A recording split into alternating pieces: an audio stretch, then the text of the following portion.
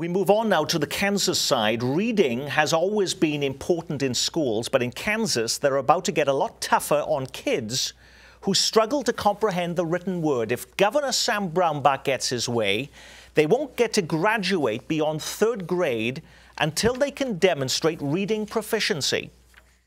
Passing children up the grade ladder when we know they can't read is irresponsible and it's cruel.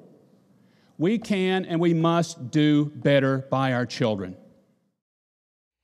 But is flunking, retaining, or holding them back the answer? KCPT special correspondent Sam Zeff has been digging into that issue this week. We start this report with something you read, I read, and almost every third grader in America will read.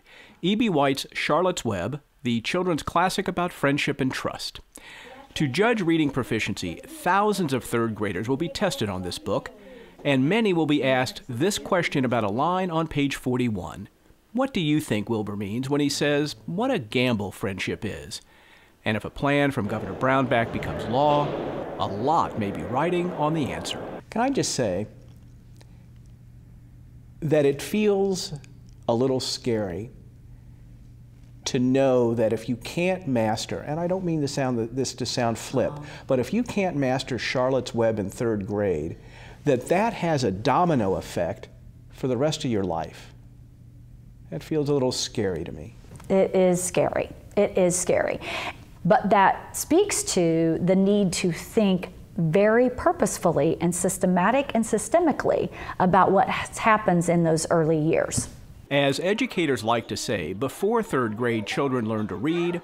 After third grade, they read to learn. And we do know that the third grade reading level is an indicator of student success on the area of high school graduation, their experiences at the post-secondary level in college and careers. So Governor Brownback proposes to hold back, with a few exceptions, any third grader who can't pass the state reading assessment test. No one wants to hold students back.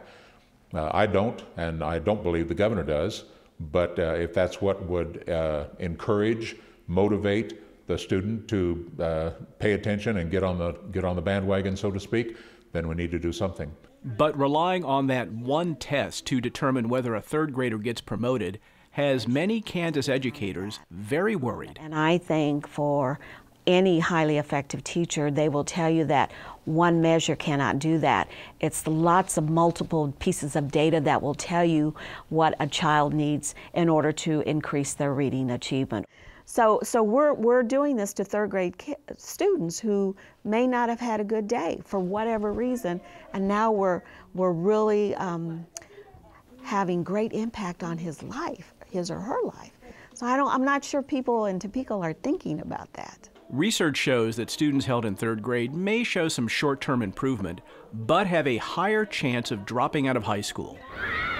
So while everyone agrees we have to address third grade reading problems, which are especially acute in poor families, there is a definite split in how we solve it. While the governor wants to spend $6 million next year on intensive reading programs for elementary students, most others want to invest more into preschools. 90% of a child's brain architecture is solidified by 5 years old. Lori Alvarado is executive director of Kansas Head Start, the largest preschool provider in the state. So if 90% of the architecture in the brain is set by 5 years old, it seems fairly likely that spending time and effort and quality time and effort in those first 5 years would give us better results with learning and reading proficiency later on. How critical is early childhood development to the goal of having at grade level reading by third grade? Extremely important, extremely important. And says KCK Assistant Superintendent Marcy Clay, high-quality preschool is critical in her district, where 35% of children live in poverty, almost twice the state average. But Governor Brownback and State House Republicans have very different ideas. They want to create new reading programs aimed at kids who are already in grade school. And here's the twist. In the Brownback reading plan, the governor wants to cut schools entirely out of the mix. The governor's bill would distribute that $6 million by giving grants to nonprofit organizations who would design and run the programs. The bill had its first hearing this week in the Senate Education Committee. Its chairman is Senator Steve Abrams from Kansas City.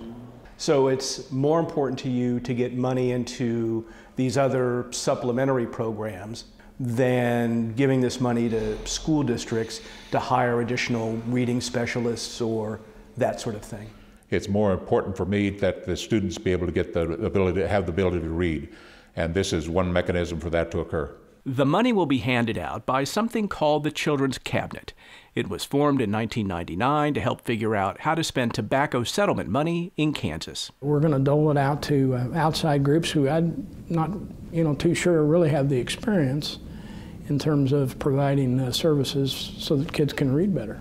Democratic Senator Anthony Hensley from Topeka, the minority leader in the Senate, charges the Brownback reading plan is simply a way to start privatizing education. Yeah, the governor now controls the Children's Cabinet. He does not control the Department of Education, so he would much prefer to have control over this $6 million so he can basically give this to, I would suspect, faith-based organizations. And that report by Sam Zepp. What does Governor Brownback say then to this charge that this would go and funnel the money to faith-based groups, Sam? Very interesting response from his press secretary.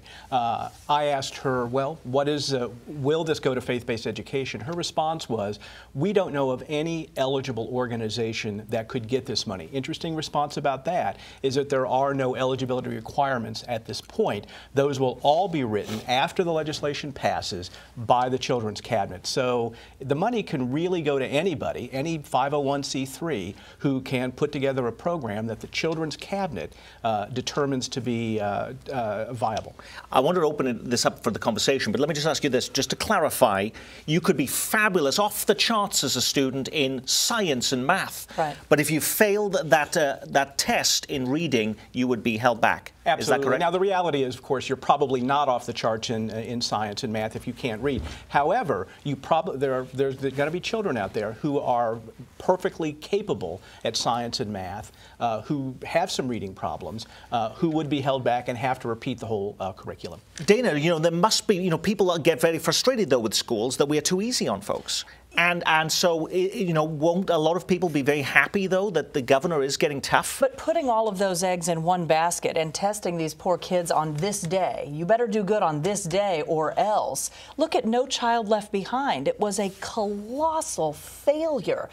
And this is one of those times where I think putting the solution up here at this level is a bad idea. And you just have to look at No Child Left Behind. Let the teachers sort this out. And I've got some expertise in this arena. I have a third grader who has a reading specialist.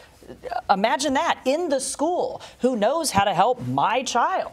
Put this at the local level. But we hear all the time of students being able to go through the system and still not being able to master the basics, and yet we let them slide through. I say giving $6 million to outside organizations we haven't even identified yet is not the way to get these kids reading. Well, but I do think that, Nick, the point you're making is probably valid, and that is that the goal here is a great one. You've got to teach kids to be fundamentally sound in reading before really you teach almost anything else. The question then is the mechanism for doing that and how to ascertain whether that's the case.